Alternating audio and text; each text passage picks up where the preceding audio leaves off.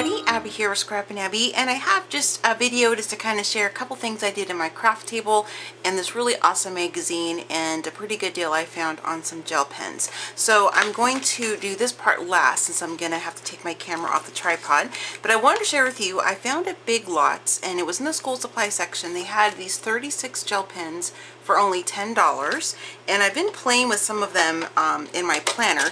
Now this is the carrying case that comes with it, but the way it's packaged is it's open and they have like a plastic covering over it, and then this of course was like slapped on there. So these are the pens and they write really well. I mean, they're, you know, I didn't have like any breaks in, you know, the fluidity of the ink coming through, or you know, anything like that. And it's probably about the same drying time as the gel markers, or excuse me, the gel pens that I love so much from the Dollar Tree when I did my Dollar Tree gel pen review, and I'll link that below just in case you missed that one. So I wanted to share this with you just in case you have a Big Lots in your area and you're looking maybe for some gel pens to go for, you know, your kids for school or for your own crafting purposes, planning purposes. And they do have the set includes a neon, glitter, metallic, and pastel, excuse me, and traditional colors. And then of course it comes with this really cool metal or tin carrying case, which I'm going to take these out of because I don't like to store my pens in that. They're going to go into this really cool, you can't see it because it's, you know, kind of, well, I guess you can kind of see a little bit. This is an amethyst flower pot. I have a total of 4 of these that I've had for forever. I bought them at the gift shop the hospital I used to nurse at years ago. So I'm going to take these pens out and put them here and then put them on my craft table over there. But I wanted to share that with you before I did that. And then of course I'm going to alter this tin. And the next thing I wanted to share with you really quickly is this magazine. I bought this in at Walmart in Oregon before I flew out here to Florida, because I wanted obviously something to look at on the plane and in between my flights and all that. And I've never seen this magazine before. I don't know if it's new, if it's been out for years, I don't know.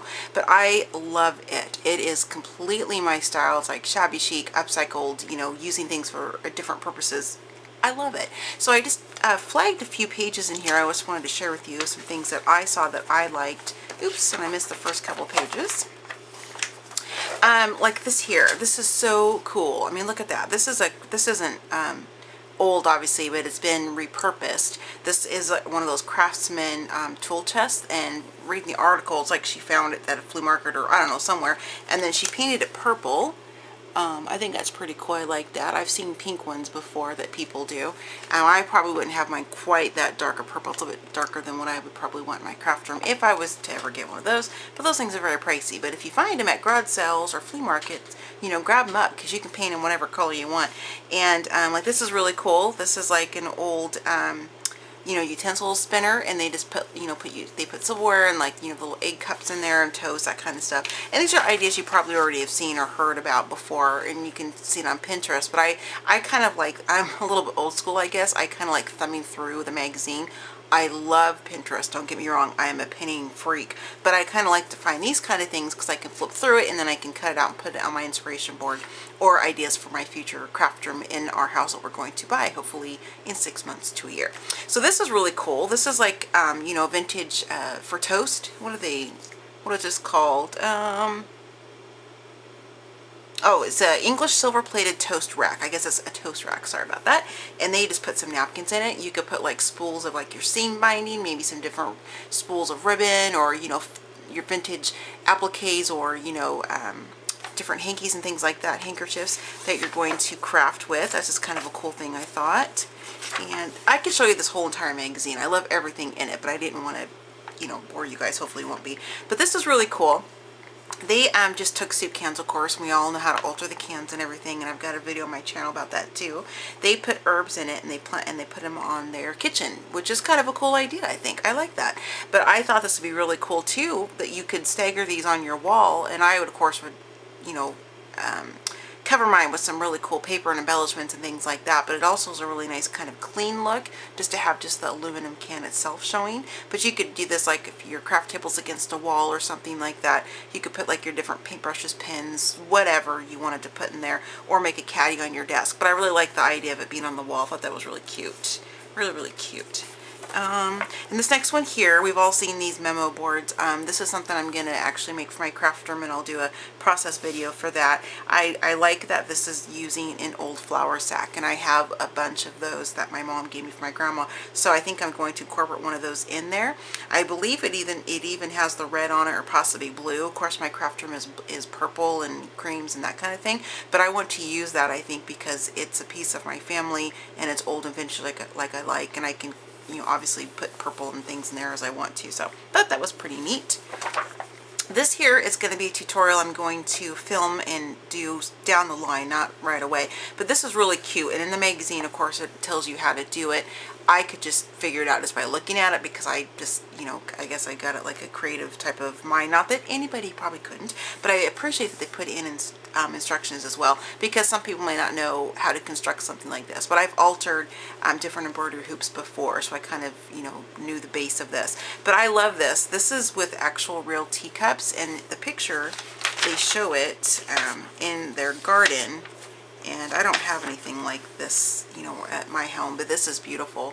You know, it's really cool outdoor setting they have, and I thought, man, that is so pretty. But I want to do it with some paper or teacups I'm going to make from paper using my score pal.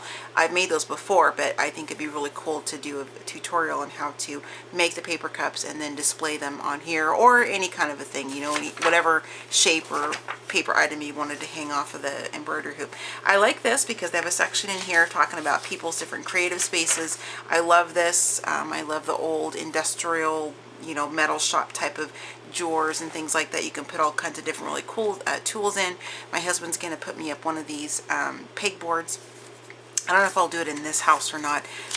You know, we're just in this home temporarily until we can find a house we want and a neighborhood we like here in Florida, but in my future craft room. So this, of course, that of course will be cut out and put on my inspiration board.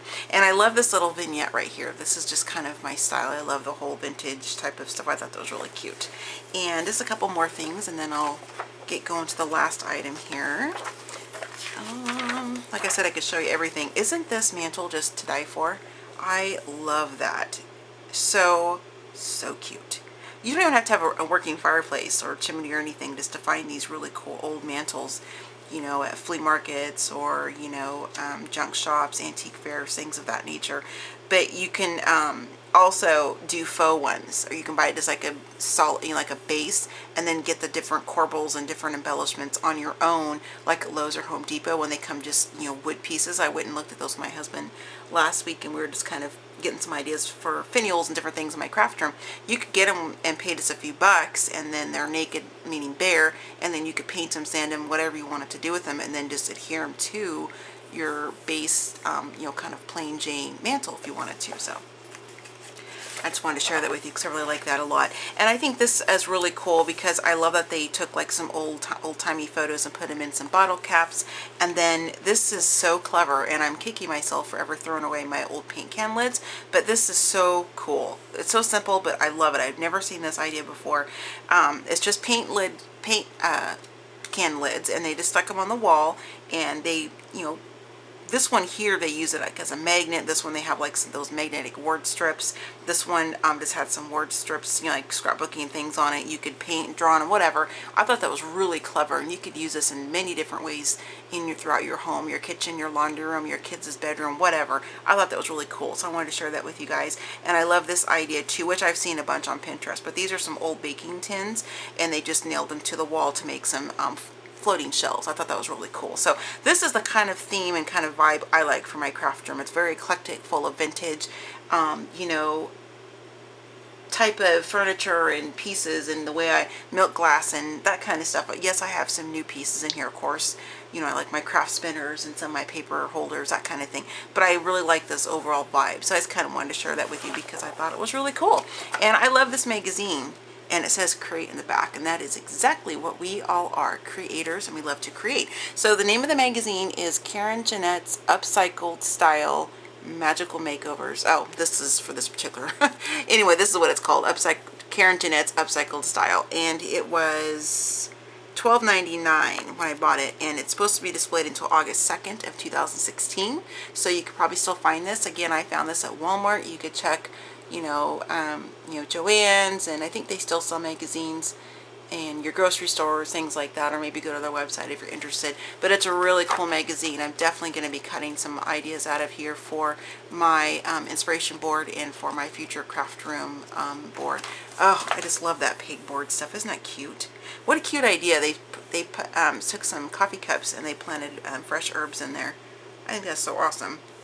I would kill them. They would not live. I don't have a green thumb at all. But anyway, so the last thing I wanted to share with you ladies in this kind of hodgepodge video, these are some shelf sets that I bought at Walmart. I think they were $9.99 for the set of 3, and these are 3 different sizes that you get.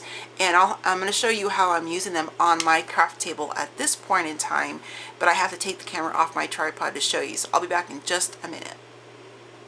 Okay ladies, I'm holding the camera with my hand now, so I will do my best to not make you sick from holding it too wobbly. So these are the 3 trays you can see right there, and I didn't want them to just be plain white, so I just took some craft paper, scrapbooking paper I have. This is actually purple wood looking green. It's really, really pretty. I like it.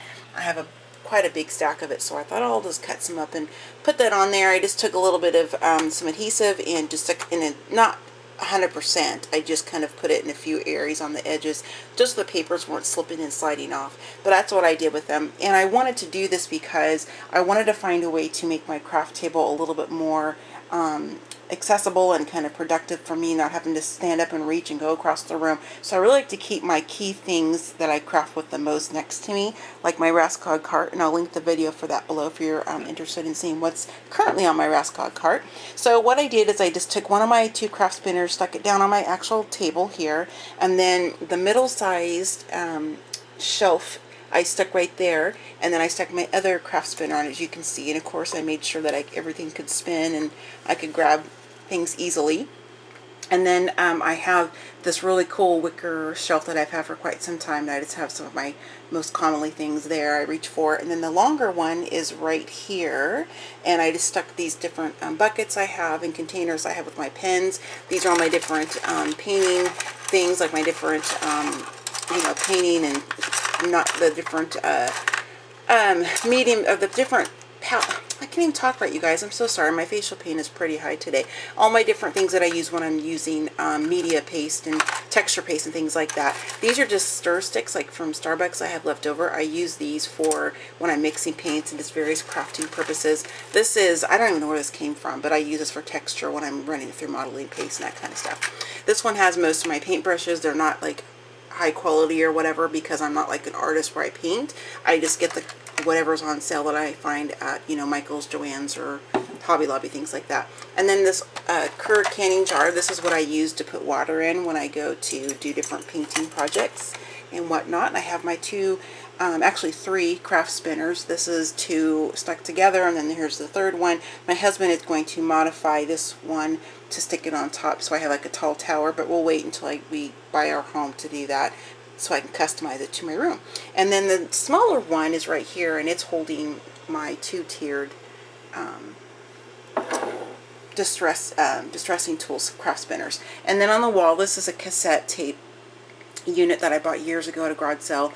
I altered that a long time ago, and I have like most of that. This is all the Tim Holtz inks that I have right now. I want to eventually get all of them, but this is all I have currently. And then some of my embossing ones and my Archivers ink that I stamp with mostly, I have those there. The rest of my inks, well, not the rest, I have a lot more way over there and on that shelf, but as far as the ones that I grab the most often, they're all kind of right here. And on the top I just have one of my projects I've made before. It's an Altered 7 Gypsies book. This has some of my different sewing notions in it, like my needles and that kind of thing.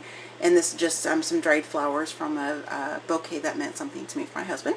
And anyway, so I wanted to have a space where I could, you know, have these items up off my table and then give me kind of double the space, because you can see I have all this room underneath and I love it. Ignore this mess right here. My husband's doing something with some headphones. So these are like my distress markers. This is my little spritzing tool that goes with that. And then underneath here, this is my planner I have for my all my crafty stuff. And then in this little basket from the Dollar Tree, this holds some of my different stamping blocks right there, and then I have this water bottle here just for all kinds of crafting purposes, and this mercury glass. I have just a variety of things that I reach for all the time. My tape dispenser, and I am in love with this little dispenser that I got from the Dollar Tree. I have alcohol in here because I use it all the time to clean off my scissors and different things like that. And it's the old school kind where you pump it and it comes out, and I think it's awesome and I love it. And it fits perfectly underneath there, just a notepad so I can jot down some things. Anyways, that's kind of what I'm using those shelving units for. So I wanted to share with you that if you're looking for a solution on your craft table to kind of clear up your table, to give you more space to kind of put some things underneath it, this is what I did, and I wanted to share it with you. So again, this is just from Walmart. It's the 3-piece shelf set, and they had a bunch of different sizes and varieties and heights and widths and things like that, but this is the one I felt would work best for me.